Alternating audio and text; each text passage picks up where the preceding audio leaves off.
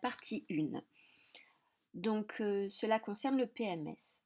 Le restaurant possède, comme le préconise la réglementation en vigueur, un PMS qui peut être demandé par les services officiels de contrôle en cas de visite. On y trouve entre autres la procédure de remise en température des plats refroidis rapidement. Il s'avère que le four qui permet le réchauffage a été changé. On vous demande de mettre à jour la procédure de réchauffage des plats dans le PMS et d'en profiter de revoir avec votre brigade les BPH et les points de maîtrise relatifs au réchauffage des plats. Votre rôle, identifier les caractéristiques d'un PMS à votre brigade en complétant l'annexe 1.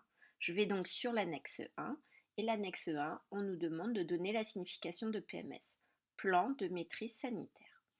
Nommer la réglementation qui impose la présence obligatoire d'un PMS dans un restaurant. Ça, c'est également du cours. C'est le paquet hygiène. 1.3. En vous appuyant sur le contexte de départ, relevez et expliquez pourquoi le patron demande à mettre à jour la procédure de réchauffage des plats dans le PMS. On parle du contexte de départ.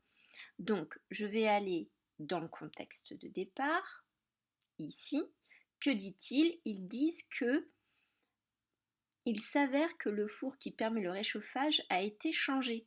Rappelez-vous, je vous ai dit qu'un PMS était mis à jour à chaque fois qu'il y avait un changement de matériel. Donc là, c'était le cas parce que le four a été changé.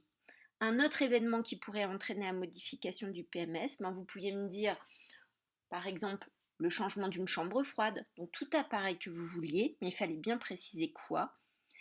Et ça aurait pu être également des travaux dans le restaurant qui va impliquer une marche en avant différente, par exemple.